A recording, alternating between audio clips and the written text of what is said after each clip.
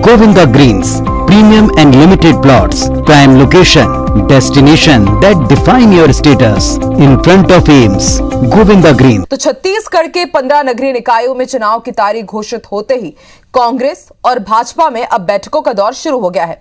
दोनों पार्टी चुनाव जीतने के लिए रणनीति तैयार कर रही है।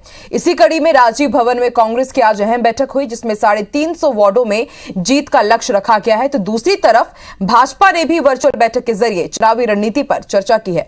ये रिपोर्ट देखिए। मतदान 20 दिसंबर, मतगणना 23 दिसंबर, 23 दिसंबर। नगरीय निकाय के चुनाव उपचुनाव हो रहे हैं, उसी की तैयारी के सिलसिले में बैठक की। छत्तीसगढ़ के 15 निकायों में चुनाव तारीखों की घोषणा के अगले दिन ही कांग्रेस जीत का फॉर्मूला तलाशने में जुट गई है। इसी कड़ी में गुरुवार को कांग्रेस ने चुनाव की रणनीति बनाने के लिए बैठक बुलाई, जिसमें पीसीसी प्रभारी PL Punia, CM Bhupesh Baghel, PCC chief Mohan Markam, संबंधित जिलों के प्रभारी मंत्री, संगठन प्रभारी और पर्यवेक्षक समेत कई जनप्रतिनिधि शामिल हुए। बैठक में इस बात पर सबसे ज्यादा चर्चा हुई कि वार्ड में प्रत्याशी का चयन कैसे हो। इसके लिए पीएल पुनिया ने वार्ड स्तर पर समिति बनाने के निर्देश दिए, जो वार्ड में जाकर जनता की राय लेगी। जिसका जनाधार ज्यादा होगा उसे ही टिकट मिलेगा। इसके अलावा कांग्रेस राज्य सरकार की उन उपलब्धियों को लेकर जनता के बीच जाएगी, जिसके लिए केंद्र से उसे सम्मान मिला है।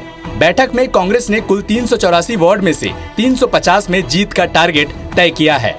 जो जीतने वाला होगा, जिसका जनाधार होगा, जो लोग उनका समर्थन कर रहे होंगे, उन्हीं को तो रखा जाएगा। अगर लोगों के समर्थन जिनको प्राप्त है, उनको अगर कैंडिडेट बनाया जाए तो जाहिर है वो समर्थन जिनको कर रहे हैं वो वोट भी देंगे, जिताएंगे भी।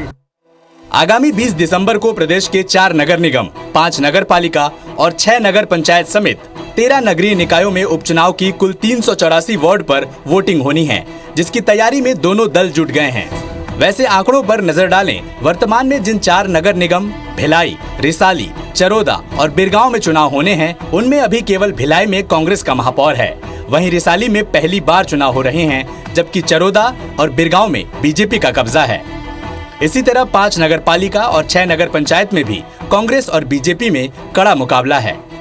हालांकि इन निकायों में पिछली बार महापौर का चुनाव प्रत्यक्ष रूप से हुआ था, लेकिन कांग्रेस की सरकार आने के बाद अब महापौर का चुनाव अप्रत्यक्ष यानी पार्षद चुनने लगे हैं। यही वजह है कि दोनों दल टिकट बांटने में बेहद सावधानी बरत रहे हैं।